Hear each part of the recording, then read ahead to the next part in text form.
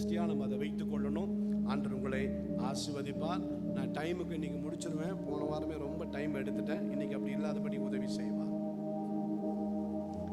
ஏசாயா எழுதின தீர்க்க தரிசன புத்தகம் 43ஆம் அதிகாரம் 1வது வசனத்தை வாசிக்கலாம். இப்பொழுதும் யாக்கோபே,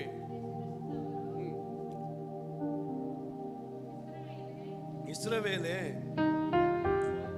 உன்னை உருவாக்கினவருமாகிய கர்த்தர் சொல்லுகிறதாவது, பயப்படாதே, உன்னை மீட்டுக் கொண்டேன், உன்னை பேர் சொல்லி அழைத்தேன், நீ என்னுடையவன். ஆமென். நான் உன்னை பேர் சொல்லி அழைத்தேன், நீ என்னுடையவன்.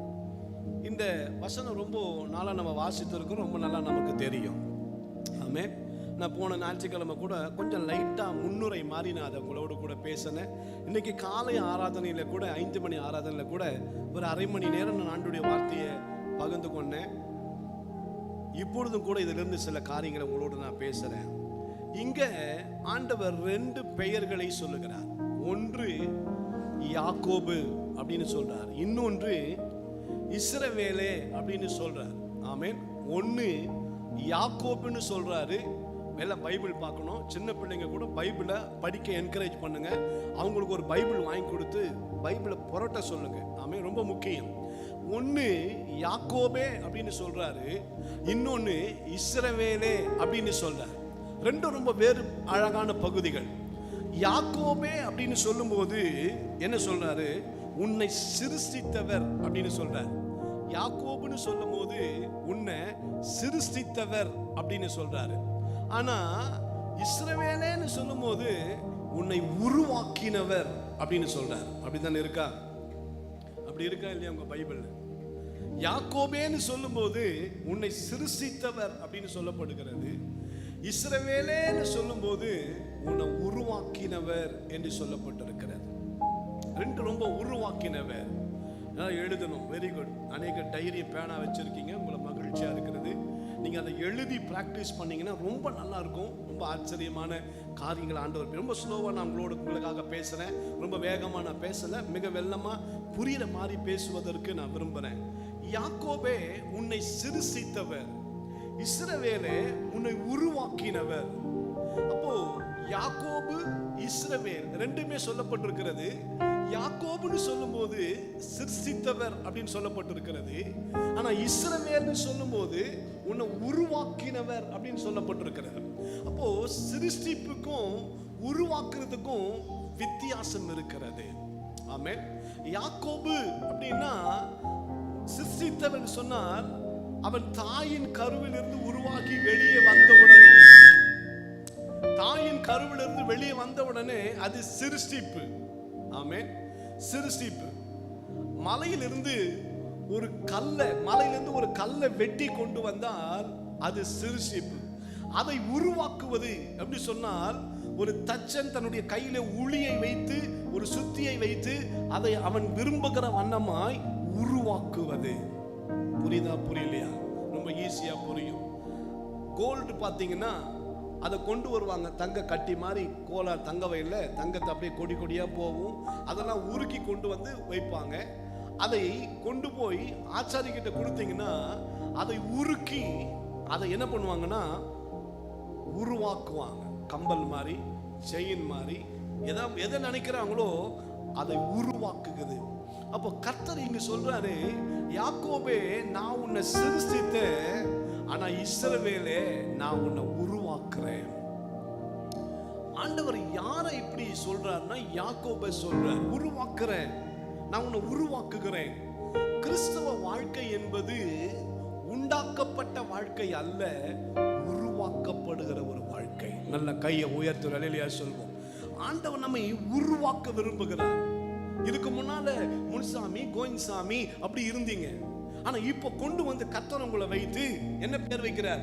காலேப் அப்படின்னு ஒரு பேரை வைக்கிறார், அல்லது மோசே அப்படின்னு ஒரு பேரை வைக்கிறார். ஏதோ ஒரு பேரை உனக்கு ஆண்டவர் வைத்து இங்கே ஆண்டவர் ஞானஸ்தானத்தின் மூலமாய் உன்னை உருவாக்குகிறார். ஏதோ ஒரு பெயரை வைத்து உன்னை ஆண்டவர் உருவாக்கி கொண்டிருக்கிறார். சிருஷ்டிப்பது என்பது இந்த உலகத்தில் பிறப்பது, ஆனால் உருவாக்குவது என்பது அது தேவனால் உருவாக்கப்படுகிற ஒரு காரியம். ஹல்லேலூயா சொல்லுவோம். ஹல்லேலூயா. ஆண்டவர் அழகா சொல்ல, நான் உங்களை உருவாக்கி இருக்கிறேன், உங்களை உருவாக்கி இருக்கிறேன், நான் உங்களை உருவாக்கி இருக்கிறேன். இஸ்ரவேலே, நீ உருவாக்கப்பட்டவன், நீ உண்டாக்கப்பட்டவன் அல்ல, உருவாக்கப்பட்டவன். ஆலயத்துக்கு வெளியில இருக்கிறவங்க எல்லாம் உண்டாக்கப்பட்டவர்கள், ஆலயத்துக்குள் இருக்கிறவர்கள் உருவாக்கப்பட்டவர்கள். நல்ல கையை தட்டி அந்த ஆண்டவரை பார்த்து ஆமென். வெளியில ஆயிரமான மக்கள் இருக்கிறாங்க, அவங்க எல்லாம் உண்டாக்கப்பட்டவர்கள். ஆனால் ஆலயத்துக்குள்ள கர்த்தர் உன்னை கொண்டு வந்து வச்சிருக்கிறார்ல, நீ உருவாக்கப்பட்டவன். எல்லாரும் உண்டாக்கல, எல்லாரையும் உருவாக்கல. உண்டாக்க அநேகர் இருக்கிறாங்க, ஆனா உருவாக்குறது ரொம்ப முக்கியம். இஸ்ரவேலே, உன்னை உருவாக்கினவருமாகிய முதல் ஸ்டேஜ் எல்லாருக்குமே வந்துடும். உண்டாக்கப்படுகிற காரியம் எல்லாருக்கும் கிடைக்கும் ஆசீர்வாதம். ஆனா உருவாக்கப்படுவது என்பது எல்லாருக்கும் கிடைக்கிற ஒரு ஆசீர்வாதம் அல்ல. சில பேருக்கு முக்கியமா சில காரியங்களை கர்த்தர் வைத்திருப்பார். இஸ்ரவேலே, உன்னை உருவாக்கினவர். வேத புஸ்தகத்துல இஸ்ரவேலா மாத்தி உருவாக்கின அல்லது பேரை மாத்தி காரியங்களை செய்த ஏராளமான மனிதர்கள் வேதத்திலே சொல்லப்பட்டிருக்கிறாங்க. நான் ஏற்கனவே உங்களுக்கு சொன்னேன், போன வாரம் சொல்லும் பொழுது 2 முறை ஒரு பேரை கூப்பிட்டாருன்னா அதுல ஒரு ஆசீர்வாதத்தை கர்த்தர் வச்சிருப்பார். நான் உங்களுக்கு சொன்னேன், நல்லா நீங்க கவனிக்கணும். ஆபிராம் அப்படின்றவனை ஆபிரகாம்னு கர்த்தர் மாத்தி அதுக்கப்புறம் தான் அவனை கர்த்தர் ஆசீர்வதிக்கிறார். யாக்கோபே இஸ்ரவேல்னு மாத்தி அதுக்கப்புறம் தான் கர்த்தர் அவனை ஆசீர்வதிக்கிறார். ஆமீன் சொல்லலாமே. அல்லேலூயா. அப்ப கர்த்தர் நம்ம உருவாக்க வேண்டும் என்று விரும்புகிறார். உருவாக்கணும். உருவாக்கப்படாம ஆசீர்வதிக்கப்பட முடியாது. அதனால தான் நம்ம சொல்றோம், ஆண்டவரே என்னை உருவாக்குங்க, நீ விரும்புகிற, நீ எதிர்பார்க்கிற பாத்திரமா என்னை உருவாக்குங்க. நான் தேவனுடைய சமூகத்தில் எப்போ போய் நின்னாலும் என்னை உருவாக்குங்க ஆண்டவரே. இன்னும் நான் உடைக்கப்பட வேண்டிய காரியங்கள், என்னிலிருந்து நீக்கப்பட வேண்டிய காரியங்கள் என்னை சரியா நீங்க உருவாக்கணும். ஒரு அருமையான பிரதரை கேட்டேன், ஏன்பா சர்ச்சுக்கு வரல? நீங்க பண்ற பிரசங்கம் மொத்தம் என்ன குத்தியே பேசுறீங்க. என்ன சரி என்னப்பா? இல்ல பாஸ்டர், அதை என்னால விட முடியாது. பாட்டு கச்சேரி நடத்துறாரு, பாட்டு கச்சேரிக்கு போறது பாவம்னு கத்தி பிரசங்கம் சொல்ல, பாட்டு கச்சேரிக்கு போனாதான் எனக்கு என்ன கிடைக்கும்? ஆமென். என்னையே குத்தி பேசுறீங்க, ரொம்ப உறுதியா இருக்கு பாஸ்டர். உடைக்கப்படும் போது உன்னை ஒப்புக்கொடு. உன்னை உடைப்பதற்கு ஒரு காரணம் இருக்குது. உன்னை கர்த்தர் உருவாக்குகிறார். உன்னை கர்த்தர் மேன்மைப்படுத்துவதற்கு, கனப்படுத்துவதற்கு, உயர்வான இடத்துல உன்னை கொண்டு போய் வைப்பதற்கு, உன்னை ஆசீர்வதிப்பதற்காக தான் கர்த்தர் நம்மை உருவாக்கி அப்படி கொண்டு வருகிறார். நம்மளை கர்த்தர் உருவாக்கி அப்படி கொண்டு வரார்.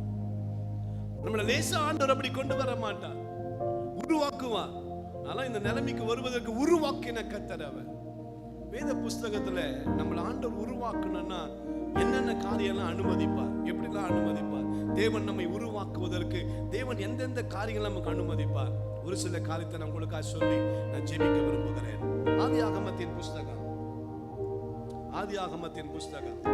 22ஆம் அதிகாரம். ஆதியாகமத்தின் புஸ்தகம் 22ஆம் அதிகாரம், அதனுடைய 10-11 வசனங்களை வாசிக்கலாம். பின்பு ஆபிரகாம் தன் குமாரனை வெட்டும்படிக்கு தன் கையை நீட்டி கத்தியை எடுத்தான்.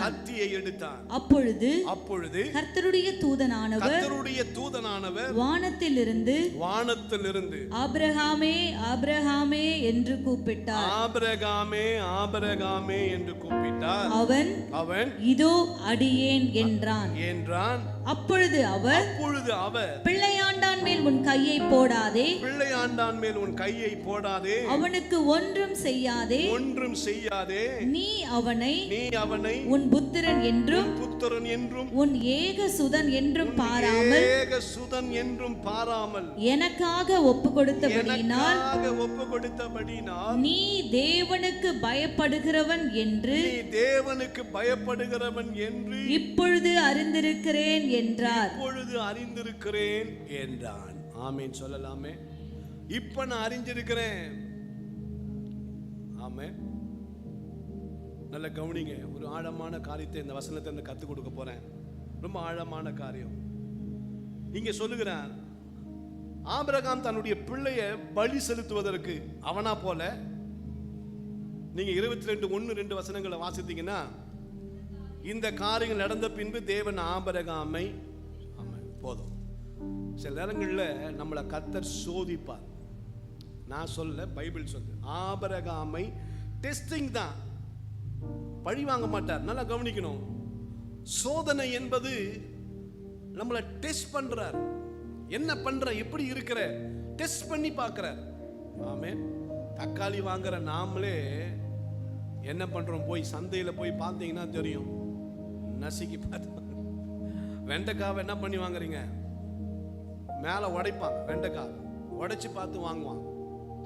இல்ல எல்லாமே சொத்த கத்திரிக்காய் என்ன பண்ணுவீங்க, ஒரு உருட்டுவீங்க. எங்கன்னா என்ன இருக்குதா, நமக்கே இவ்வளோ இருக்குதே, ஒரு 10 பைசா செலவு பண்றதுக்கு நமக்கே இவ்வளோ, ஒரு துணி கடையில் போய் பார்க்கணுமே. ஆமே, இந்த புடவை எடுத்து போடு, அந்த புடவை எடுத்து போடு, இதை எடுத்து போடு. பாவம், இவ்வளோ போட்டதுக்காவது இவங்க ஒரு புடவை வாங்கிக்குவான்றதுக்கு அவன் நினச்சு நிற்பான். கடைசியில் இது எதுவே செட் ஆகல, நாங்கள் அடுத்த கடைக்கு போகிறோம். சோதனை யோசித்து பாருங்க, சோதனை நிறைய நேரங்கள் நமக்கு வரும். ஆமே, எனக்கு கூட நிறைய சோதனைகள் வரும். ஆமே, எனக்கும், நானும் பாஸ்டர் தானே, மனிதன் தானே. ஆமே, சோதனைகளை வரும். அப்ப நல்லா கவனிக்கணும். சில நேரங்களில் கர்த்தர் சில சோதனைகளை நமக்கு ஆண்டவர் அனுமதிப்பார், அலோ பண்ணுவார். வேதாந்தம் சொல்லுது, சோதனைகளை சகிக்கிற மனுஷன் பாக்கியவான் அப்படி எழுதப்பட்டிருக்கிறது. சில நேரங்கள் நம்மளால தாங்கவே முடியாது. ஆமே, நம்ம கிட்ட கொடுத்ததை நம்ம பிடிங்கிட்டார்னா எப்படி இருக்கும், பிடிங்கிட்டார்னா எப்படி இருக்கும், ரொம்ப கஷ்டமா இருக்கும். ஆமே, ஆண்டவர் பிள்ளை இல்லாம ரொம்ப வருஷம் பிள்ளை இல்லாம இருந்து ஒரு பிள்ளைய கொடுத்துட்டு, இந்த பிள்ளையை நீ எனக்கு என்ன பண்ணணும், பலி எப்படி இருக்கும் யோசித்து பாருங்களேன்.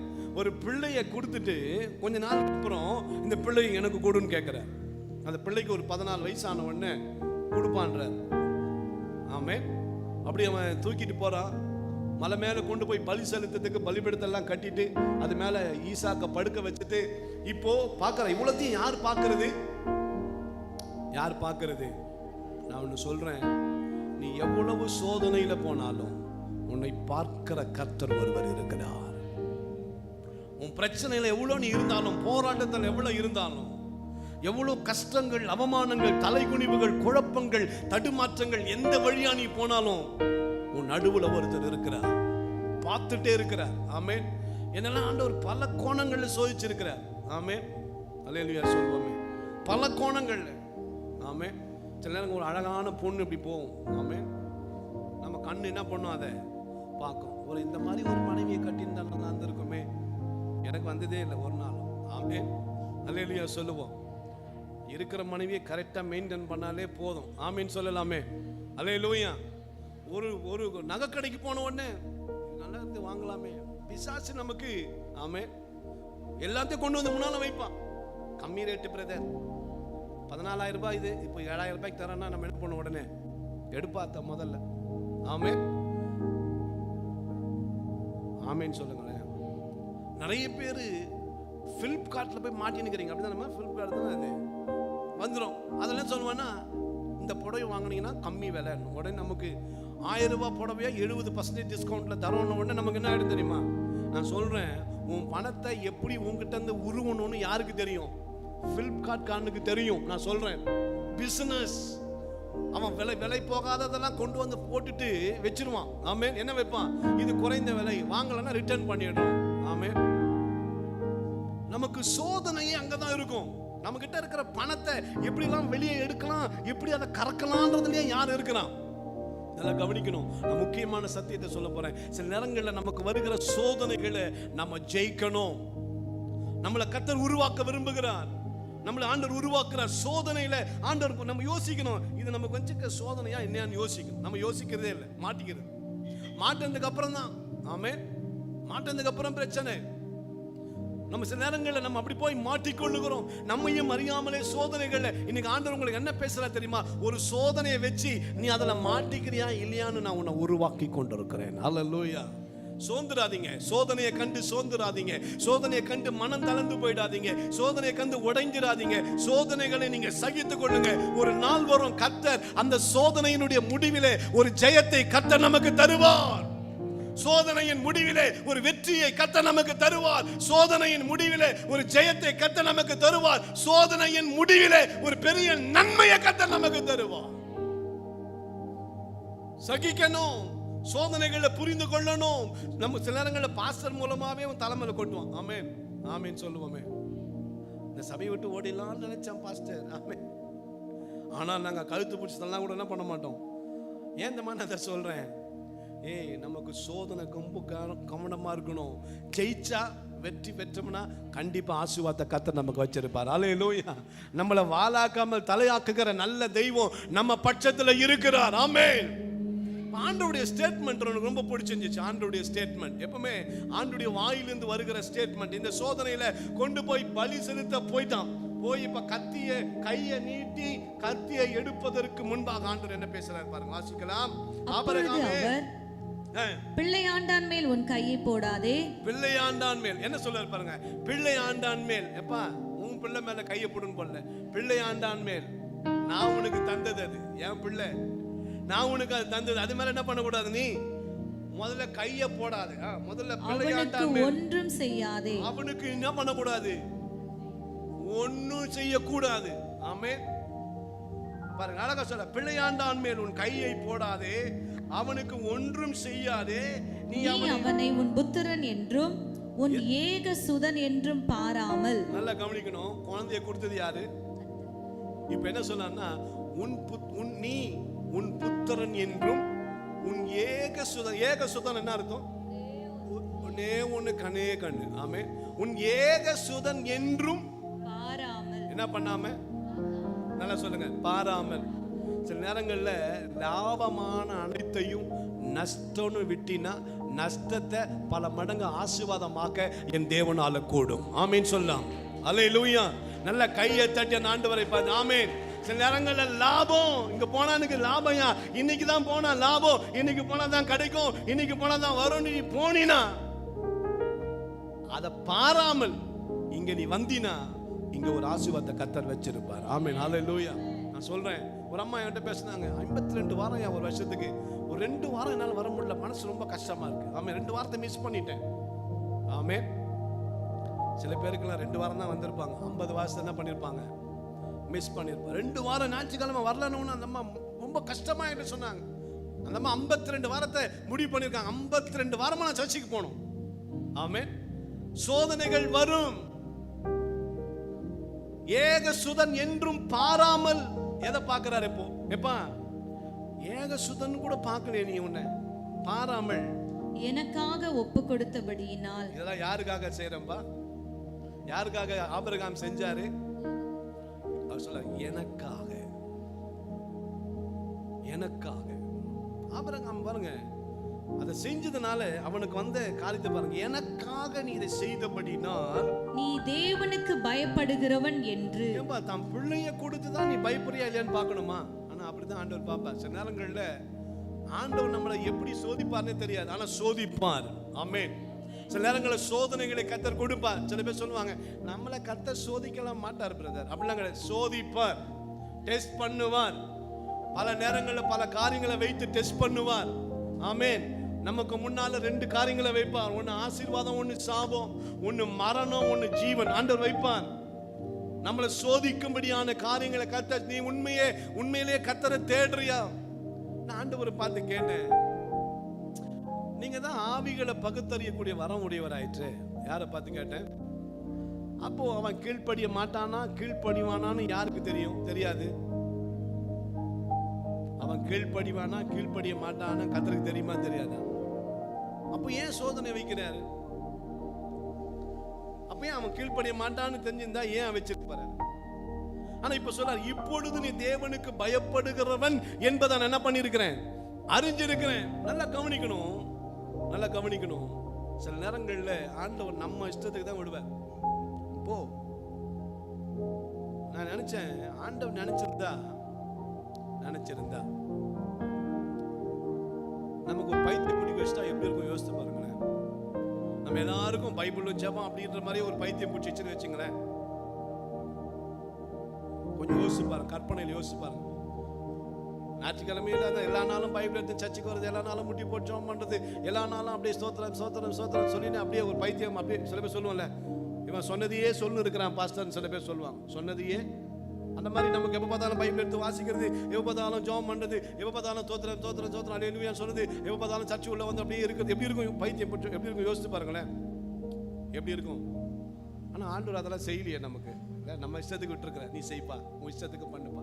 ஸோ கர்த்தர் நம்மை சோதிக்கிறார். எதற்காக என்றால், நீ உண்மையிலேயே நல்லா கவனிக்கணும், இந்த சோதனை என்பது தேவன் நம்மை உருவாக்குகிற ஒரு பட்டறை. ஒரு பட்டறை. பட்டறை என்ன தெரியுமா உங்களுக்கு? பட்டறை என்ன? நம்மளை வந்து உருவாக்குற இடம். இந்த இதை அடிப்பாங்க பாருங்க, சுத்தியா உருவாக்குறது, கத்தியா உருவாக்குறது பட்டறை. கோல்டு உருவாக்க பட்டறை. ஆமென். பட்டறை கொண்டு போய் கொடுப்பா, ஏன்பா போய் பட்டறை கொண்டு போய் உருவாக்க மறுபடியும் யூஸ் பண்றதுக்கு. பட்டறை சோதனை என்பது நமக்கு ஒரு பட்டறை மாதிரி நம்மளை கர்த்தர் உருவாக்குகிறார். நம்மளை ஆண்டவர் மோல்ட் பண்றார், நம்மளை உருவாக்கி கொண்டிருக்கிறார். ஆமென். நீ சரியா இருக்கிறியா, சரியா இல்லையா, வருவியா வரமாட்டியா, ஒழுங்கா இருப்பியா இருக்க மாட்டியா அப்படின்னு கர்த்தர் நம்மை உருவாக்குகிற இடம். ஆமென். அதனால தான் உலகத்துல ஒரு பழமொழி சொல்வாங்க, பட்டாதான் தெரியும் பரலோக வாசிகளுக்கு. ஆமென். பட்டாதான் தெரியும் பரலோக வாசிகளுக்கு. ஆமென் சொல்லுங்க. ஆமென். நம்ம எல்லாம் பரலோக வாசிங்க. சில நேரங்கள் நம்ம பட்டு தான் ஆகணும். ஆமென். அவன் நல்லா இருக்கிறானே பாஸ்டர், அவன் நரகத்துக்கு போறவன். ஆமென். நான் நல்லா இல்லையா பாஸ்டர், நான் பரலோகம் போறவன். ஆமென். தேவன் நம்மை பரலோகத்துக்கு நேர வழி நடத்த விரும்புகிறார். அதற்காக கர்த்தர் நம்மை உருவாக்குகிற ஒரு இடமாய் கர்த்தர் வச்சிருக்கிறார். அப்ப உன்னை பேச சொல்லி அழைப்பதற்கு ஒரு நோக்கம் இருக்கிறது. கர்த்தர் உன்னை பட்டறையிலே வைத்து உன்னை உருவாக்கி கொண்டிருக்கிறார். உன்னை உருவாக்குறார். பட்டறை முதலாவது சோதனை. இரண்டாவது பாருங்க, வாசிக்கலாம். இரண்டாவது ஆதியாகமத்தின் புஸ்தகம் 46ஆம் அதிகாரம். ஆதியாகமத்தின் புஸ்தகம் 46ஆம் அதிகாரம் 1-2 வசனங்களை வாசிக்கலாம். இஸ்ரவேல் தனக்கு உண்டான யாவையும் சேர்த்துக்கொண்டு, இஸ்ரவேல் தனக்கு உண்டான யாவையும் சேர்த்துக்கொண்டு புறப்பட்டு பெயர்செபாவுக்கு போய் தன் தகப்பனாகிய ஈசாக்குடைய தேவனுக்கு பலியிட்டான். தன் தகப்பனாகிய ஈசாக்குடைய தேவனுக்கு பலியிட்டான். அன்று இரவிலே தேவன் இஸ்ரவேலுக்கு தரிசனமாகி யாக்கோபே யாக்கோபே என்று கூப்பிட்டார். அவன் இதோ அடியேன் என்றான். ஏன் ஆண்டவர் கூப்பிடும்போது எல்லாம் இதோ அடியேன் இதோ அடியேன்னு சொல்றாங்கன்னு? ஆபிரகாம் கூட அதான சொல்றாரு, இதோ அடியேன். இப்போ யாக்கோபு, ஆண்டவர் இப்போ யாக்கோபை கூப்பிடுறார். யாக்கோபே யாக்கோபே, நீ பேர் சொல்லி அழைத்து என்னுடையவன் சொன்னார். யாக்கோபே யாக்கோபே. இப்போ ஆண்டவர் ஒரு முக்கியமான காரியம் சொல்றாரு பாருங்க. யாக்கோபை பார்த்து என்ன சொல்றாரு? அதனுடைய 3ஆம் வசனத்தை வாசிங்கன்னா, பேர் சொல்லி கூப்பிட்டு ஆண்டவர் இப்படி சொல்றாரு. அப்பொழுது அவர், நான் தேவன், நான் உன் தகப்பனுடைய தேவன். நீ எகிப்து தேசத்துக்கு போக ஆண்டவர் இப்படி சொல்றார். நீ எகிப்து தேசத்துக்கு போக பயப்பட வேண்டாம். ஏன் ஆண்டவர் அப்படி சொல்றார்? ஆமென். எகிப்து தேசத்துக்கு நீ போகணும், பயப்படாத. அதுக்கப்புறம் நீங்க பின்னால வாசிங்கன்னா, இவன் அவனுடைய அங்கே உன்னை பெரிய ஜாதி ஆக்குவேன். யாரப்பா சொல்றாரு? எகிப்துக்கு போக நீ பயப்பட வேண்டாம், அங்கே உன்னை என்ன பண்ணுவேன் நான். எதுக்கு யாக்கோபை பார்த்து ஆண்டவர் அப்படி சொல்றாரு? ஏன் யாக்கோபை பார்த்து ஆண்டவர் அப்படி சொல்றாரு? ஆமென். அங்கே உன்னை நான் பெரிய ஜாதியாக்குவேன். ஏற்கனவே யார் சொல்லியிருக்கிறார் அந்த வாக்குத்தத்தத்தை? உன்னை பெரிய ஜாதியாக்குவேன் யார சொல்லியிருக்கிறார்? ஆபிரகாமுக்கு ஆண்டவர் சொன்னார். இப்போ யாக்கோபை பார்த்து சொல்றாரு, நீ எகிப்துக்கு போக பயப்பட வேண்டாம், அங்கே. எங்க சொல்லுங்க, எங்க? கானான் தேசத்துலயா? எகிப்துல. எனக்கு ரொம்ப ஆச்சரியம் என்னன்னா, மோசேயை பார்த்து ஆண்டவர் அப்படி சொல்றாரு. வாசிக்கலாம். யாத்திராகமத்தின் புஸ்தகம் 19ஆம் வசனம், 4ஆம் அதிகாரம் 19ஆம் வசனம். யாத்திராகமம் 4:19. பின்னும் கர்த்தர் மீதியானிலே மோசேயை நோக்கி, நீ எகிப்துக்கு திரும்பி போ. போதும். அப்ப எகிப்துல ஏதோ ஒன்ன கர்த்தர் வச்சிருக்கிறார். ஒரு அல்லேலூயா சொல்லுவோம். எகிப்துல ஏதோ ஒண்ண கர்த்தர் வச்சிருக்கிறார். நல்லா கவனிக்கணும், முக்கியமான காரியம் சொல்ல போறேன். ஆவியானவர் சொல்லும்படி சொல்றார். ஆண்டவர் யாக்கோபை பார்த்து சொல்றார், நீ எகிப்துக்கு போக பயப்பட வேண்டாம். அப்போ எகிப்தை பார்த்தாலே நிறைய பேருக்கு ஒரு பயம். ஆமென். எகிப்தை பார்த்தாலே நான் சொல்றேன், எப்பவுமே நாம எதிர்த்து நிற்க திராணி உள்ளவர்கள் ஆகணும். அல்லேலூயா சொல்லுவோம். ஆண்டவர் எங்க எதிர்ப்பு இருக்குதோ அங்கதான் நம்ம போனோம். ஆமென். எங்க நம்ம போனா நமக்கு அங்கதான் நம்ம நிக்கணும். ஆமென். முந்தநேற்று ஒரு மனிதனோடு வண்டியில உட்கார்ந்து பேசினே வந்தேன். அவன் சொன்னா, நான் உன்னை எவ்வளவு கேவலமா பேசியிருக்கிறேன் பாஸ்டர் அண்ணா. அமைதியா உட்கார்ந்து வந்தேன். அவன் வண்டி ஓட்டினா, நான் பின்னாடி உட்காந்துக்கிறேன். உன்னை எவ்வளவோ கேவலமா கரிச்சு ஊத்தனேன் பாஸ்டர் அண்ணா. சரிப்பா அண்ணன். நான் ஆலயத்துக்கு போறவங்க எல்லாம் பயங்கரமா திட்டினேன் அப்படின்னா, சரிப்பா அண்ணன். மூணாவது ஒன்று சொன்னா, என் வாழ்க்கையிலேயே நான் போகக்கூடாதுன்னு நினைச்ச ஒரு இடம் பொய்கையில உங்க ஆலயம் தான் அப்படின்னா. ஆமென். சரிப்பா இல்ல, யோசித்து பார்க்கிறேன், நான் தான் முன்னாடி வந்து உட்கார்ந்து இருக்கிறேன். நல்ல கையை தட்டுவோமே. அவன் சொன்னா, இல்ல பாஸ்டர், நான் தான் முன்னாடி உட்கார்ந்து இருக்கிறேன். என்ன, நான் தான் பேசினேன்.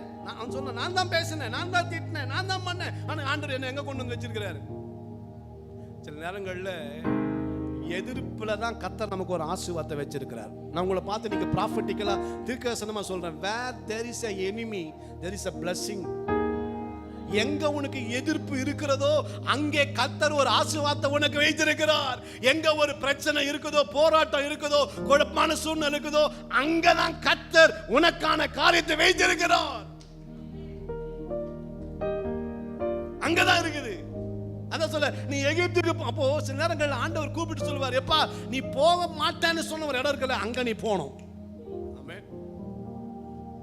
எங்க உன்னால நுழைய முடியாது, எதை பார்த்து பயந்து நிற்கிறியோ அங்க நீ போகணும். ஆமென்.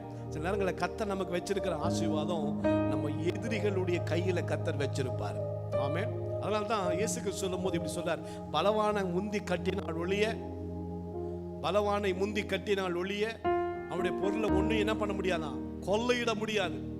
அப்போ நம்முடைய ஆசீர்வாதங்கள் எல்லாம் திருடி வச்சிருக்கிறவன். ஆமென். நம்முடைய வாழ்க்கையை நல்லா அறிந்து கொள்ளணும், எதிர்ப்பு நிறைந்த ஒரு வாழ்க்கையை கர்த்தர் நமக்கு வச்சிருக்கிறார். ஆமென். நமக்கு எப்பவுமே எதிர்ப்பு இருந்துனே இருக்கும். பாஸ்டர் எனக்கு ஒரு எதிர்ப்பு கூட இல்ல பாஸ்டர்னா, நீ எங்கேயோ ஆபத்துல மாட்டி நிக்கிறேன்னு அர்த்தம். ஆமென். பாஸ்டர் எனக்கு ஒரு பிரச்சனையும் இல்ல பாஸ்டர்னா, so you are something wrong. ஆமென். எனக்கு டெய்லி பிரச்சனை இருக்கு. எத்தனை பேர் நம்புறீங்க? எனக்கு டெய்லி போற ஒண்ணுமே இல்லப்பா. டெய்லி எனக்கு இருக்கு. ஒரு நாள் தவறாம மனைவி மூலம் இருக்கலாம், அம்மா மூலம் இருக்கலாம், பிள்ளைங்க மூலம் இருக்கலாம், வெளியில இருக்கலாம், ஸ்கூல்ல இருக்கலாம், சர்ச்சில் இருக்கலாம், எங்க வேணாலும் இருக்கலாம். ஆமென். எதிர்ப்பை எதிர்நீச்சல் போடுகிறவன் தான் தேவனுடைய பிள்ளை. நல்ல கையை தட்டி ஆண்டவரை பார்த்து, ஆமென், நீ எதிர்நீச்சல் போடணும், எதிர்ப்பை சந்திக்கணும், எக்ஸாமை சந்திச்சு ஆகணும், பிரச்சனைகளை சந்தித்து ஆகணும், போராட்டங்களை சந்தித்து ஆகணும், எதிர்ப்புகளை சந்தித்து ஆகணும். ஆமென். நம்ம எல்லாம் யுத்த காலத்துல நிக்கிறோம், எத்தனை பேருக்கு தெரியும்? ஆனா ஜெயம் நமக்கு தெரிஞ்சுதான் நிக்கிறோம். ஆமென். எக்ஸாம்ல போய் நீ எக்ஸாம் அட்டெண்ட் பண்ணி தான் ஆகணும், ஆனா நீ பாஸ் ஆயிடுவேன்னு உனக்கு தெரியணும். புரியுதா புரியலையான்னு தெரியல. நீ எக்ஸாம் அட்டெண்ட் பண்ணி தான் ஆகணும், ஆனா உனக்கு என்ன நம்ம நம்பிக்கை இருக்கணும், இந்த எக்ஸாம்ல நான் பாஸ் ஆக போறேன். ஆமென். நல்லா கவனிக்கணும். ரொம்ப ஆச்சரியமான ஒரு வசனத்தை உங்களுக்கு நான் சொல்லி தரேன். மத்தேயு எழுதின சுவிசேஷம் 16ஆம் அதிகாரம்.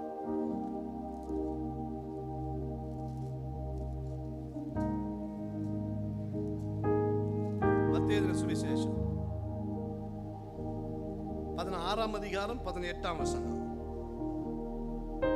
மேலும் நான் உனக்கு சொல்லுகிறேன், நீ பேதுருவாய் இருக்கிறாய், இந்த கல்லின் மேல் என் சபையை கட்டுவேன், பாதாளத்தின் வாசல்கள் அதை மேற்கொள்வதில்லை. பாதாளத்தின் வாசல்கள் அதை மேற்கொள்வது, சொல்லுங்களேன், மேற்கொள்வது இல்லை.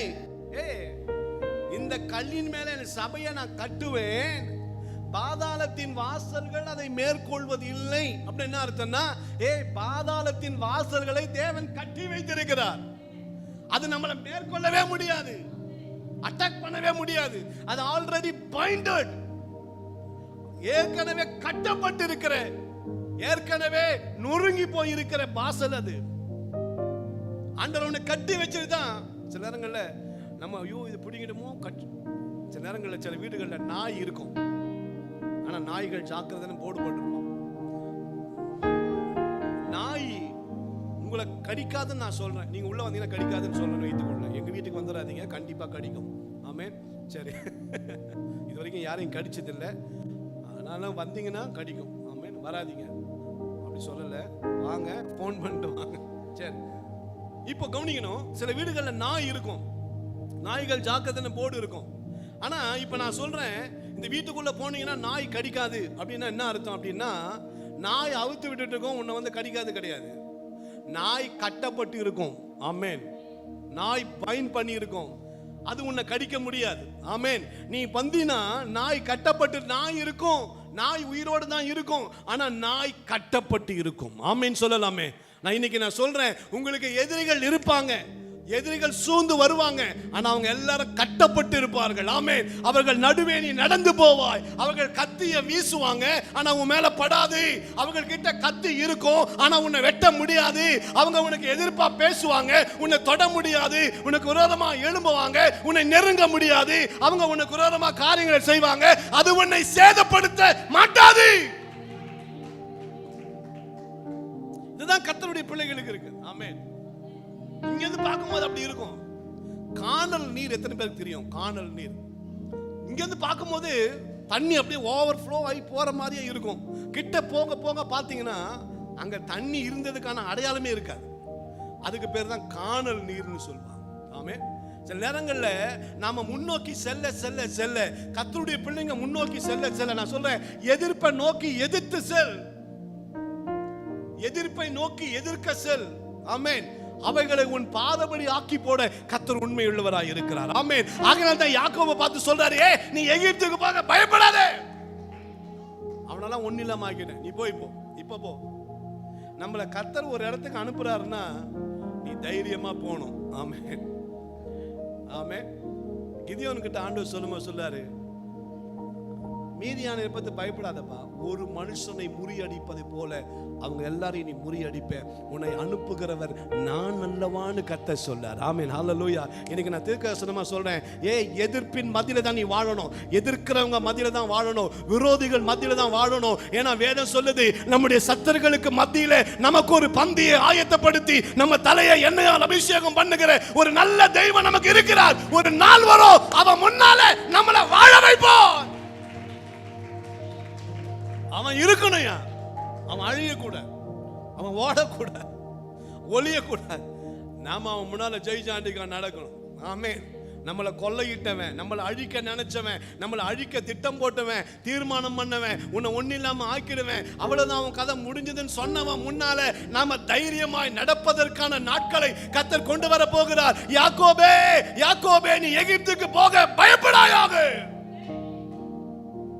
அங்கதான் நான் உன்னை பெரிய ஆள் ஆக்குவேன். யாருக்கும் தெரியாத இடத்துல போய் நம்மளை பெரிய ஆள் ஆக்குறது அப்படி வேலை இல்லை. எங்க நம்மளை அங்க அமுக்க நினைச்சானோ, எங்க ஒண்ணு இல்லாம ஆக்க நினைச்சானோ, அவங்க நடுவுல தான் கர்த்தர் நம்மளை அப்படி தூக்கி நிக்க வைப்பான். அவன் முன்னால் அப்படி வைப்பார். அவன் நினைச்சிருப்பான், நான் பெரிய மலையை வாங்கிட்டேன்டா அப்படின்னு நினைச்சிருப்பான். ஆனா கர்த்தர் அதை விட பல மடங்கு பெரிய மலையில கொண்டு போய் அரராத்துல கர்த்தர் நம்மளை நிக்க வைப்பார். ஆமென் சொல்லுவோம். அவனுக்கு தெரிஞ்சதெல்லாம் ஒரு சின்ன சின்ன மலைங்க தான் அவனுக்கு தெரியும். ஆனா கர்த்தருக்கு தெரியும், இந்த பேழையை கொண்டு போய் எங்க நிக்க வைக்கணும், இந்த பேழையை போய் எங்க உட்கார வைக்கணும், எங்க இருந்து என் பிள்ளைய நான் இறக்கணும் என்பது ஆண்டவருக்கு தெரியும். ஒரு நாள் வரும், கர்த்தர் அரராத்து மலையில கொண்டு போய் நம்மை நிற்க வைக்கிற நாட்கள். சோர்ந்திடாதே, தளர்ந்திடாதே. எதிர்ப்பின் மத்தியில தான் கர்த்தர் நம்மளை வச்சிருப்பார். எதிர்க்கிறவங்க மத்தியில் தான் நீ இருக்கணும். உனக்கு விரோதமா பேசுறவங்க மத்தியில் தான் நீ இருக்கணும். ஆமென். உன்னை அழிக்கவன் நினைச்சவன் முன்னால தான் நிக்கணும். எனக்கு எப்பயுமே பிடிக்கும், எனக்கு அது. அவன் சாவக்கூடாது, ஆண்டவரே இருக்கணும். அவன் ஒன்னு அவன் நம்ம காலில் விடணும், இல்லைன்னா அவன் கதி கலங்க ஓடணும். ஆமென். நான் ஓட மாட்டேன். நமக்கு பின்னிட்டு திரும்புற வாழ்க்கையே கிடையாது. என்னதான் நடக்கும் பார்த்தல. ஆமென். 2ல் 1. ஆமென். நான் ஆராதிக்கிற என் தேவன் என்னை தப்புவிக்க வல்லவராக இருக்கிறார். நீ ஈட்டியோட கேடத்தோட இடத்துல வர, நான் வேற மாதிரி ப்ரோ, நான் வர்றது வேற மாதிரி. ஆண்டவர் நம்மளை அப்படி வைத்துக் கொள்ள விரும்புகிறார். நீ அப்படி போனோம், பயப்படாத, கலங்கிடாத, திகைச்சிடாத. என்ன ஆயிடுமோ, ஏதோ பயமா, பயப்படாத. என்னை தப்புவிக்க வல்லவராக இருக்கிறார். எங்க போச எகிப்துக்கு போப்பா, பயப்படாத போ. எப்பவுமே நம்ம பயப்படுற காரியத்தை தான் நம்மளை போக வைப்பார் கர்த்தர். நம்ம எதை பார்த்தெல்லாம் பயப்படுறோமோ அங்கதான் கர்த்தர் போக வைப்பார். ஆமென். பயப்படாதீங்க, எகிப்துக்கு போ. எதிர்ப்பின் மத்தியிலே நம்மை வாழ வைக்கிற ஒரு நல்ல தேவன் இருக்கிறார். அடுத்து இன்னொரு முக்கியமான நேரம் இல்லை, இன்னொரு முக்கியமான காரியத்தை சொல்றேன். பாதாளத்தின் வாசல்கள் மேற்கொள்வதில்லை. மூணாவதா யாத்திரையாகமம் 3ஆம் அதிகாரம், யாத்திரையாகமம் 3ஆம் அதிகாரம் 4ஆம் வசனத்தை வாசிக்கலாம். அவர் பார்க்கும்படி கிட்ட வருகிறதை கர்த்தர் கண்டார். அவன் பார்க்கும்படி கிட்ட வருகிறதை கர்த்தர் கண்டார். முட்செடியின் நடுவிலிருந்து தேவன் அவனை நோக்கி மோசே மோசே என்று கூப்பிட்டார். மோசே மோசே என்று கூப்பிட்டார். அவன் இதோ அடியேன் என்றான். மூணாவது ஆள் மாட்டிக்கினார். எவன் ஒருத்தன் இதோ அடியேன்னு சொல்றானோ அவன்லாம் மாட்டிக்கினான்னு அர்த்தம். மாட்டிக்கினான்னு ஒருத்தர், அப்படி ஒரு பாட்டு வரும், அவனை காப்பாற்றணும். அதுல கூட கர்த்தர் தான் வருது. கர்த்தருக்கு ஸ்தோத்திரம். ஆமென். சரி, இங்க சொல்லப்பட்டிருக்கிறது மோசே மோசே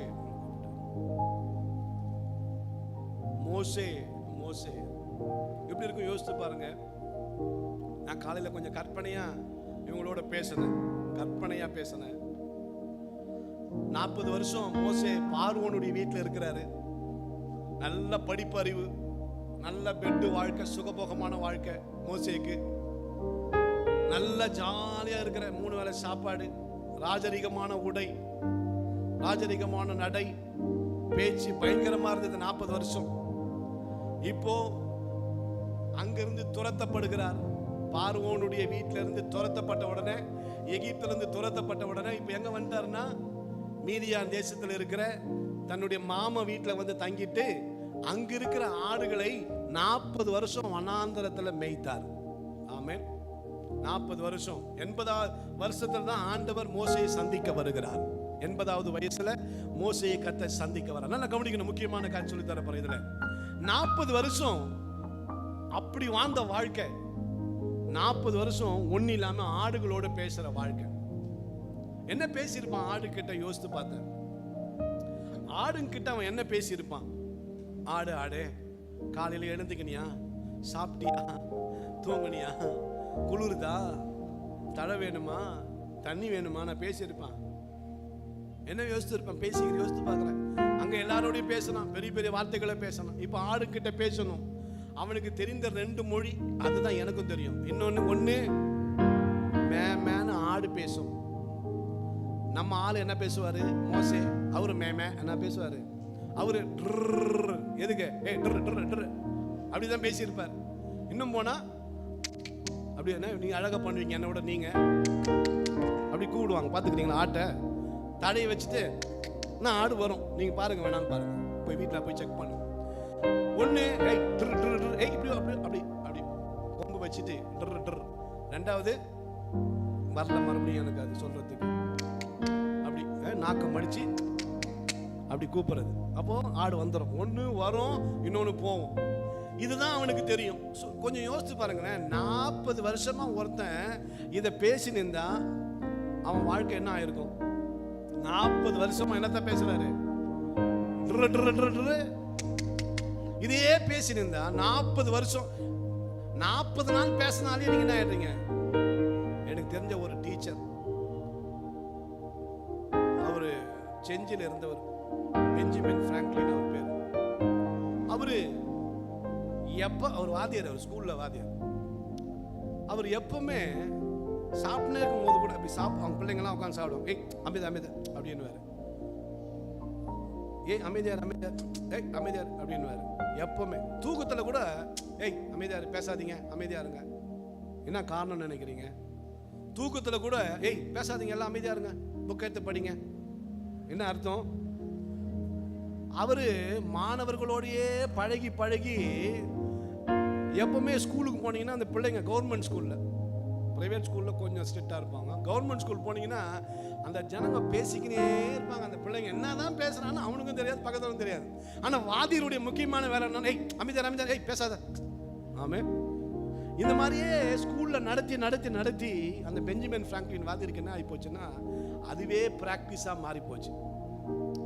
ஒரு கொஞ்ச நாள் ஸ்கூல்ல வேலை செஞ்சதுக்கே கொஞ்சம் மணி நேரம் ஸ்கூல்ல வேலை செஞ்சதுக்கே அப்படி ஆயிட்டாருன்னா, 40 வருஷம் தூங்கி எழுந்தா ஆடு, தூங்கினா ஆடு, விழிச்சா ஆடு, மொத்தமே ஆடுதான். ஆமேன். அவன் கலர் கூட கண்ணில் ப்ரௌனா தான் தெரிஞ்சிருக்கும், ஏன் ஆட்டு கலர். அப்போ யோசிச்சு பாருங்க, அவன் வாழ்க்கையில் 40 வருஷம் ட்ருன்னும் அந்த இன்னொன்று வார்த்தையும் பேசினே இருந்தான். வாழ்க்கை என்ன ஆயிருக்கும்? மற்றவங்களோட ஒருத்தன் பேசலனாலே நம்ம வார்த்தை மறந்துடுவோம். ஆமேன் ஆமேன் சொல்லுவோமே. அல்லேலூயா. நாங்கள் மலேசியாவில் போய் 1 மாதம் இருக்கும்போது அங்கே 1 மாதத்துலேயே அவங்க பேசுகிறதெல்லாம் கற்றுக்கணும். ஆமேன். பாஸ்டர் காலையில் ஒன்று நானே மனைவி இருக்கோம், பாஸ்டர் தண்ணி சாப்பிட போகலாமான்னா காலைல ஒரு நாள் எங்களை மலேசியாவில் நாங்கள் இருக்கிறோம். நானும் என் மனைவி இருக்கும்போது, மனைவி வந்துட்டாங்களான்னு தெரியல எனக்கு, நான் பேசி அதே தண்ணி சாப்பிட போகலாமா பாஸ்டர்னா, அட பாவி என்னடா இவன் பாஸ்டரே எது கூப்பிட்றான், தண்ணி சாப்பிட கூப்பிட்றான்னு ஒரு மாதிரி இருந்துச்சு. அப்புறம் தான் சரி, இது டீ குடிக்கிறதுக்கு அவன் தண்ணி சாப்பிட வாழான் தான் கூப்பிட்றான். 2 தண்ணி கொடுக்கன்றான், அவன் டீ கொடுக்குறான். ஆமே. மலேசியாவில் தண்ணி சாப்பிட போகலான்னா என்ன அர்த்தம்? நீ நினச்சின்னு பாட்டில் வாங்கி கொடுக்க போகிறான்னு பின்னாலே போனால் அவன் டீ தான் வாங்கி கொடுப்பான். சரி, தண்ணி சாப்பிட போனான். அப்படி ஆகி போச்சு நமக்கு அது. அப்போது கொஞ்ச நாள் இருக்கவே இங்கே கூட வந்து தண்ணி சாப்பிட போகலாமோனா நான் இருந்தேன். அப்படி கற்றுன்னு வந்துட்டு இங்கே யார்கிட்டனா வந்து வாப்பா தண்ணி சாப்பிட போகலான்னு கூப்பிட்டா என்ன சொல்லுவான்? யோசித்து பாருங்களேன். எப்பா பாஸ்ட் ஒரே மாதம் மலேசியா போயிட்டு வந்துட்டாரு, மாறிட்டாரு, எங்கே கூப்பிட்டு போகிறாரு? இப்போ 12 மணிக்கு திறக்கிற ஒயின் ஷாப்பை கூப்பிட்றாருன்னு அவன் உள்ளத்தில் தோணும். ஆமேன். எனக்கு தான் தெரியும் நான் மைசூர் காப்பி கூட்டின்னு போகிறேன்னு. ஆமேன். சரி கவனிங்க, கொஞ்ச நாள் போயிட்டு வந்ததுக்கே மாறுதே. 40 வருஷம் ஆடுகளோடே பேசின்னு இருந்தவன் வாழ்க்கையை யோசித்து பாருங்களேன், எப்படி ஆயிருக்கும் வாழ்க்கை. சில நேரங்களில் நம்முடைய வாழ்க்கை எப்படி ஆகிப்போச்சுன்னா இப்படி இருக்குது. ஆடு என்னைக்குன்னா மோசேன்னு கூப்பிட்டு இருக்குமா?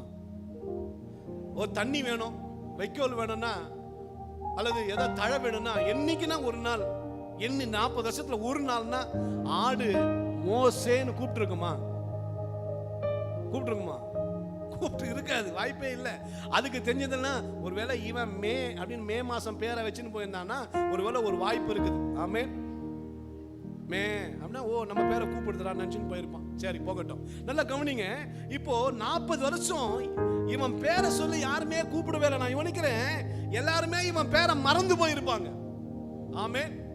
எல்லாரும் இவன் பேரே கூப்பிட மறந்துட்டு இருப்பாங்க. ஆமே. ஆண்டவர் வந்து உன் பேரை எல்லாரும் மறந்துட்டாங்கப்பா, ஆனா நான் உன் பேரை மறக்கவே இல்லை. ஒரு அல்லேலூயா சொல்லுமே. 1000 பேர் உன் பேரை மறந்துருந்தா கூட நான் இன்னைக்கு சொல்றேன், உன் பேரை எத்தனை வருஷம் ஆனாலும் உன் பேரை மறக்காத ஒரு நல்ல தெய்வம் நம் பட்சத்தில் இருக்கிறார். நல்ல கையை தட்டி அந்த ஆண்டவரை பார்த்து ஆமே, உன் பேரை மறக்காத தேவன். இப்போ ஆண்டவர் மோசே கிட்ட வந்து மோசேன்னு கூப்பிட்ட உடனே இதோ அடியேன் அப்படின்னு சொல்றார். அப்போ ஆண்டவர்கிட்ட பேசுறார், மோசே பேசுறார். அப்பா மோசே வாப்பா. ஆமே.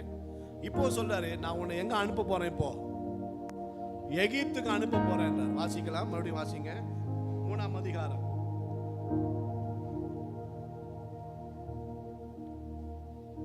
7ஆம் வசனம். அப்பொழுது கர்த்தர் எகிப்திலே இருக்கிற என் ஜனத்தின் உபத்திரவத்தை நான் பார்த்து ஆலோட்டிகள் நிமித்தம் அவர்கள் இடுகிற கூக்குரலை கேட்டேன், அவர்கள் படுகிற வேதனைகளையும் அறிந்திருக்கிறேன். அவர்களை எகிப்தியரின் கைக்கு விடுதலையாக்கவும் அவர்களை அந்த தேசத்திலிருந்து நீக்கி கானானியரும் ஏத்தியரும் எமோரியரும் பெரிசியரும் ஏவியரும் எபூசியரும் இருக்கிற இடமாகிய பாலும் தேனும் ஓடுகிற நலமும் விசாலமுமான தேசத்தில் கொண்டு போய் சேர்க்கவும் இறங்கினேன். 11ஆம் வசனம். அப்பொழுது மோசே தேவனை நோக்கி, நீ இஸ்ரவேல் புத்திரராகிய என் ஜனத்தை எகிப்திலிருந்து அழைத்து வரும்படி இருந்து அழைத்து வரும்படி உன்னை பார்வோனிடத்துக்கு அனுப்புவேன் வா என்றார். அது பரவாயில்ல, உன்னை எகிப்துக்கு அனுப்புவேன்னு சொன்னாரு. இப்போ ஆண்டவர் யாருக்கிட்ட அனுப்புறேன்றாரு? பார்வோனிடத்துக்கு. இந்த பார்வோன் யார் தெரியுமா? வாசிக்கலாம். 2ஆம் அதிகாரம் 15ஆம் வசனத்தை வாசிங்க. 2ஆம் அதிகாரம் 15ஆம் வசனம். பார்வோன் அந்த காரியத்தை கேள்விப்பட்ட போது மோசேயை கொலை செய்ய வகை தேடினான். யாரு பார்வோன்? யாரு? மோசேயை கொலை செய்ய வகை தேடினான். டைரக்டா அழிக்கிற ஆள். மோசேயை கொலை செய்ய வகை தேடினவன் பார்வோன். ஆமென். இப்போ 4ஆம் அதிகாரம் 10ஆம் வசனத்துல உன்னை எகிப்துக்கு அனுப்பலப்பா, எங்க அனுப்புறேன்? நல்லா கவனிங்க. சில நேரங்கள்ல ஒண்டிக்கு ஒன்று நம்மளை மோத விடுவார் கர்த்தர். ஒரு அல்லேலூயா சொல்வோம். டைரக்ட் தான் நம்ம எப்பவுமே. சில நேரங்கள்ல மொத்தம் பார்த்துக்கணும். சில நேரத்தில் ஏன் இப்படி ஆண்டவர் சொல்றாரு? ரொம்ப ஆச்சரியமா இருந்தது எனக்கு. இதெல்லாம் நீங்க கதை மாதிரி வாசிச்சு ரொம்ப இன்ட்ரெஸ்டிங்கா இருக்கும். எப்பவுமே நம்மளை கூட்டமா மோத சொல்ல மாட்டார், ஒண்டி கொண்டி மோத வைப்பார். ஆமென் சொல்லுவோம். 1 to 1. நீயா நானா பார்த்துக்கலாம். நீயா நானா பார்த்து சில நேரங்களில் 1 to 1 அப்படி மோத வைப்பார் கர்த்தர். அப்படி யார் உன்னை கொலை செய்ய நினைச்சானோ இப்போ அவன் முன்னால போய் நிற்கணும். எப்படி இருக்கு யோசித்து பாருங்களேன். எவன் நம்மளை வெட்ட நினைச்சானோ, ஆமென். இப்போ திடீர்னு ஆண்டவர் வந்துட்டு உங்களை பார்த்து, மானியம்பாடியில் ஒரு மந்திரவாதி இருக்கிறார், அவன் செய்வனை செஞ்சு உன் குடும்பத்தை அவன் தான் அழிச்சவன், இப்போ நீ அவனை போய் சந்திக்கணும்னா எத்தனை பேர் போவீங்க? போவீங்களா? பரவாயில்லையே. ஆமென். யார் போவீங்க? அவன் முட்டை மந்திரம் செஞ்சு வச்சிருக்கிறான். கிட்ட போனா அந்த முட்டை மந்திரத்தை போட்டானா உன் கதை முட்டையே ஆயிடும் அப்படின்ட்டா எத்தனை பேர் போவீங்க? போனோம். ஆமென். ஒண்டிக்கு ஒண்டி பக்கத்து வீட்டில் ஃபர்ஸ்ட் அவன் மந்திரவாதமே செஞ்சு அங்கதான் நம்மளை வச்சிருக்கிறாரு. ஒன்று அவன் இருக்கணும், இல்லை நான் இருக்கணும். நமக்கு யுத்தமே எப்படிதான் இருக்கணும்? ஆமீன் சொல்லுங்களேன் நல்லா சத்தம். ஒன்று அவன் இல்லை நான். நமக்கு எப்பவுமே நம்ம பக்கத்திலே ஒரு ஆள், என் பக்கத்தில் கூட ஒரு ஆளை வச்சிருக்கிறாரு. ஆமீன் ஆமீன் சொல்லுங்களேன். நம்ம பக்கத்தில் கூட ஒரு ஆள் பார்த்து எப்பவுமே நான் பேச மாட்டேன், பேசுறதுக்கு ஆளை வச்சிருக்கிறேன். ஆமீன். அவர்கிட்ட அப்ளிகேஷனை போட்டுட்டே இருப்பேன். அப்பப்போ சென்ட் மெசேஜ். அவர் என்ன ரொம்ப நாளா சென்ட் பண்ணுகிறானே அப்படின்னு அவர் பார்த்தாருன்னா முடிஞ்சு போச்சு கதை. ஒரு அல்லேலூயா சொல்லுவோம்.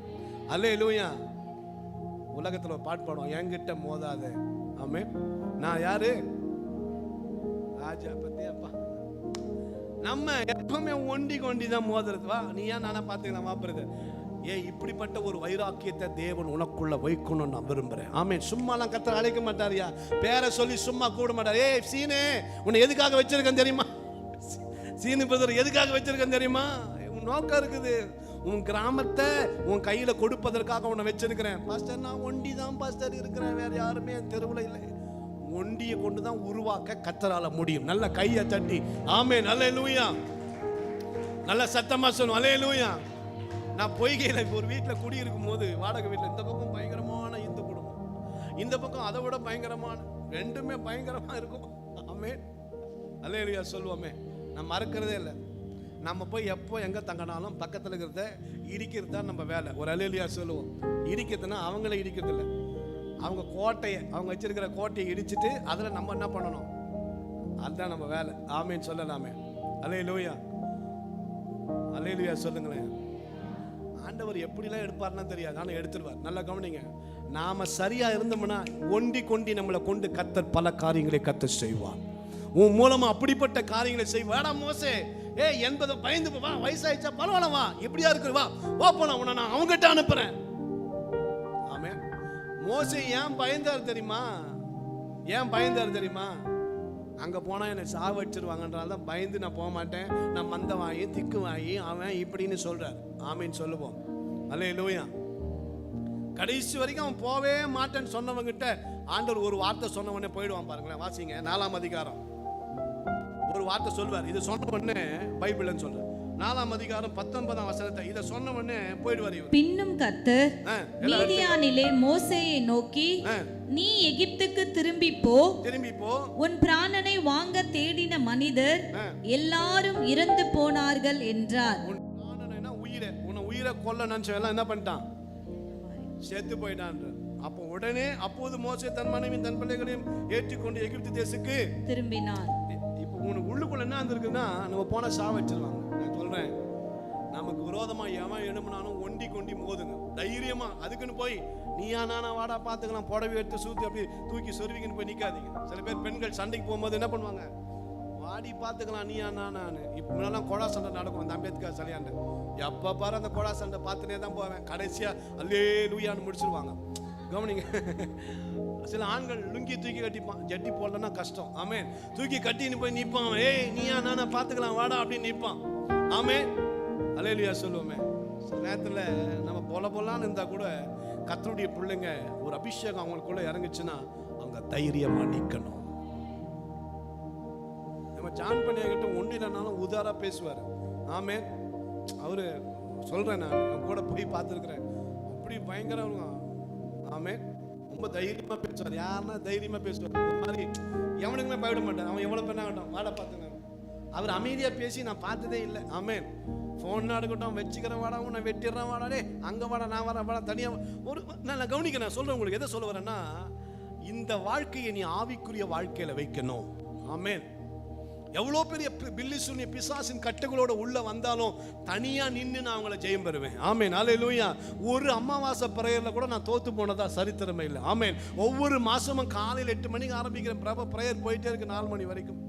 ஒரு நாள் கூட அமாவாசை பிரேயர்ல நான் தோத்ததே கிடையாது, இனிமே தோக்கவும் மாட்டேன். ஆமென். என்னை பலப்படுத்துகிற கிறிஸ்துவினாலே எனக்கு எல்லாவற்றையும் செய்ய பலன் உண்டு. ஆமென். இன்னைக்கு 3வது மோசே சொல்றார், மோசே நீ ஒண்டி கொண்டி மோதனடா, தைரியமா வா. ஆமென். கிறிஸ்துவ வாழ்க்கை ஒரு யுத்த களம். நம்ம ஒண்டியா நிக்கணும். முழங்கால நிக்கிறவங்க எதை பத்தியுமே பயப்பட மாட்டாங்க. முழங்கால நிக்கிறவங்க எதை பத்தியுமே கவலைப்பட மாட்டாங்க. தைரியமா அவங்க யுத்த களத்துல நிப்பாங்க, தைரியமா நிப்பாங்க. ஆமென். முழங்கால் நின்னு ஜெபம் பண்றவங்க எங்கேயும் தைரியமா நிப்பாங்க. ஏன்னா அவன் கூட கர்த்தர் இருப்பார். ஜெபிக்கிறவனோட கர்த்தர் இருப்பார். எப்பவுமே ஒரு ரகசியம் சொல்லி தரேன், ஜெபிக்கிற பிள்ளைகளோட கர்த்தர் கூட இருப்பார். முழங்காலை ஊண்டி ஜெபிக்கிறானோ அவன் கூட கர்த்தர் இருப்பார். அவன் யுத்த களத்துல உண்டி கொண்டு அவன் ஜெயிக்கலாம், ஜெயம் பெறலாம். ஆண்டவர் காரியங்களை மாறுதலாய் முடிய பண்ணுவார். ஆமென். ஆண்டவர் ஆபிரகாம் அழைக்கும் போது அது வேற ஒரு கண்ணோட்டத்தில் கர்த்தர் அழைக்கிறார். ஆண்டவர் யாக்கோபு அழைக்கும் போது வேற ஒரு கண்ணோட்டத்தில் அழைக்கிறார். மோசே அழைக்கும் போது வேற ஒரு கண்ணோட்டத்தில் கர்த்தர் அழைக்கிறார். இன்னைக்கு கர்த்தர் உன்னை அழைப்பதற்கு ஒரு நோக்கம் இருக்குது, வேற ஒரு கண்ணோட்டம் இருக்கிறது. ஆமென். நீ உன்னை சாதாரணமா நினைக்காதம்மா. அம்மா, உன்னை கர்த்தர் உருவாக்கிட்டாருன்னா, கர்த்தர் உன்னை உருவாக்க ஆரம்பிச்சிட்டாருன்னா பெரிய பெரிய யுத்த களத்துல கர்த்தர் கொண்டு போய் நம்மை நிற்க வைப்பார். ஆமென். அல்லேலூயா. நம்மளை கர்த்தர் உருவாக்கி கொண்டிருக்கிறார். நான் சொல்றேன், கிட்டத்தட்ட 23 ஆண்டுகளுக்கு மேல நம்ம ஆலயம் ஆரம்பிச்சு ஆயிடுச்சு. இன்னும் கர்த்தர் நம்மை உருவாக்கி கொண்டிருக்கிறார். அடுத்த 5 ஆண்டு, நான் சொல்றேன், அடுத்த 5 ஆண்டுகள் 2030 கர்த்தர் பெரிய மாற்றங்களை நம்முடைய வாழ்க்கையில கர்த்தர் உண்டு பண்ண போறார். ஆமென். இப்ப நான் போய் தேவ சமூகத்துல நான் விழுந்து ஜெபிக்கிற காரியம் என்ன தெரியுமா? 2025 என்ன செய்ய போறீங்க ஆண்டவர்னு ஆண்டுகிட்ட கேட்க போயிட்டேன். ஆமென். இப்பவே ஜெபிக்க ஆரம்பிச்சிட்டேன். ஆண்டவருடைய சமூகத்துல போய், ஆண்டவரே 9 மாதங்கள் முடிய போகுது, இன்னும் 3 மாசம் தான் இருக்கு, 90 நாட்கள் அல்லது 100 நாட்கள் தான் இருக்குது. ஆண்டவரே எனக்கு அடுத்த ஆண்டு 2025 என்னை கொண்டு என்ன செய்ய போறீங்க, எங்கெல்லாம் பயன்படுத்த போறீங்க, வெளிப்பாட்டுல கொடுங்க ஆண்டவரே. ஆண்டுடைய சமூகத்துல மலைகளிலே, குன்றுகளிலே, குகைகளிலே, மரத்தின் கீழே போய் உட்கார்ந்து ஓன்னு அழுது கொண்டு இருக்கிறேன். ஆமென். அல்லேலூயா சொல்லுவோம். எத்தனை பேர் நீங்க ஜெபிக்க ஆரம்பிச்சிருக்கிறீங்க? உன்னை உருவாக்க கர்த்தர் விரும்புகிறார். இப்பவே தேவ சமூகத்துல விழுந்து கிடக்கணும். 2025 24 கொடுக்க வேண்டிய ஆசீர்வாதம் இனிமே வந்துடும், பிரச்சனை இல்லை. 25 கர்த்தர் நமக்கு வச்சிருக்கிற ஆசீர்வாதத்துக்கு இப்பவே நீ ஆயத்தமாகணும். Prepare yourself. உருவாக்கி கொண்டிருக்கிற ஆண்டவரே, 2025 நான் பெற்றுக்கொள்ள போகிற ஆசீர்வாதத்துக்கு என்ன உருவாக்குங்க ஆண்டவரே. அதை காணாம நான் சாகக்கூடாது. உள்ளத்தை உருவாக்கணும். நம்ம எல்லாரும் ஜெபிக்கும்படி எழுந்து நிற்கலாம். ஜெபிக்கும்படி எழுந்து நிற்கலாம். யாக்கோபே, இப்போதும் யாக்கோபே, உன்னை சிருஷ்டித்தவரும் இஸ்ரவேலே உன்னை உருவாக்கினவரும் ஆகிய கர்த்தர் சொல்லுகிறார். உன்னை உருவாக்குற கர்த்தர் சொல்றார், பயப்படாத. உன்னை மீட்டு கொண்டேன், உன்னை பேர் சொல்லி அழைத்தேன். நீ என்னுடையவன். யூ ஆர் மைன். என் பிள்ளை நீ. என் அன்பு மகளே, கர்த்தர் உன்னை பார்த்து, என் பிள்ளை, உனக்குன்னு ஒரு ஓட்டத்தை நான் வச்சிருக்கிறேன், உனக்குன்னு ஒரு ஜெயத்தை வச்சிருக்கிறேன், உனக்குன்னு ஒரு மேன்மையை வச்சிருக்கிறேன், உனக்குன்னு ஒரு நன்மையை நான் வச்சிருக்கிறேன், உனக்குன்னு ஆசீர்வாதத்தை வச்சிருக்கிறேன். என்ன அந்த ஆசீர்வாதத்துக்குள்ள பிரவேசிக்க பண்ணுன்னு சொல்லி வலது கையை உயர்த்தி ஜெபம் பண்ணுங்க பார்க்கலாம். எல்லாரும் வலது கையை உயர்த்தி, ஆண்டவரே அந்த ஆசீர்வாதத்துக்குள்ள, அந்த நன்மைகளுக்குள்ள, ஆண்டவரே எதை கண்டு நான் பயப்பட மாட்டேன். ஆண்டவரே எல்லாம் உமக்கு தான், எல்லாம் உமக்கு தான், எல்லாம் உமக்கு தான், எல்லாம் உமக்கு தான், எல்லாம் உமக்கு தான். ஆண்டவரே என்னை கொண்டு ஏதாயிலும் செய்திருங்க. ஆண்டவரே என்னை பயன்படுத்துங்க, என்னை ஆசீர்வதிங்க, என்னை கனப்படுத்துங்க. ஆண்டவரே நான் ரட்சிக்கப்பட்டு இத்தனை ஆண்டுகள் ஆகிறது, என் மூலம் ஏதாயிலும் செய்துவிடும். ஆண்டவரே என் முழுமையும் அது உமக்கு தான். தேவா நீர் எடுத்துக்கொள்ளும். என்னை படைக்கிறேன், படைக்கிறேன், உருவாக்கும். என் முழுமையும் அது உமக்கு தான். தேவா நீர் எடுத்துக்கொள்ளும். என்னை படைக்கிறேன், படைக்கிறேன், உருவாக்கும், உருவாக்கும். ஆண்டவரே பார்த்து, ஆண்டவரே என்னை 100க்கு 100 ஒப்பு கொடுக்கிறேன், என்னை 100க்கு 100 ஒப்பு கொடுக்கிறேன். என் சித்தம் அல்ல, உம்முடைய சித்தம், உம்முடைய விருப்பம், உம்முடைய நோக்கம், உம்முடைய எண்ணங்கள் என் வாழ்க்கையில நிறைவேற்றணும். இந்த வசனம் இந்த பிள்ளைகளுக்குள்ள அப்படியே கிரியை செய்யட்டும். 30, 60, 100 பலன் தரட்டும். ஆண்டவரே வந்த ஒரு மக்கள் கூட அப்படி ஆசீர்வாதத்தை இழந்து போய்விடக்கூடாது. ஒருவர் கூட நன்மைகளை இழந்து போய்விடக்கூடாது. இந்த பிள்ளைகளை நன்மைகளுக்குள்ள கர்த்தர் நடத்துங்கப்பா, ஆசீர்வாதத்துக்குள் நடத்துங்கப்பா. என்னை 100க்கு 100 ஒப்பு கொடுக்கிறேன். பரிசுத்த ஆவியானவர் தொடர்ந்து பிள்ளைகளை பொறுப்பெடுத்துக் கொள்ளும். தொடர்ந்து ஆசீர்வதித்து நடத்தும். கிருபை மாத்திரம் கூட இருப்பதாக இயேசுவின் நாமத்தில் ஜெபிக்கிறோம் பிதாவே.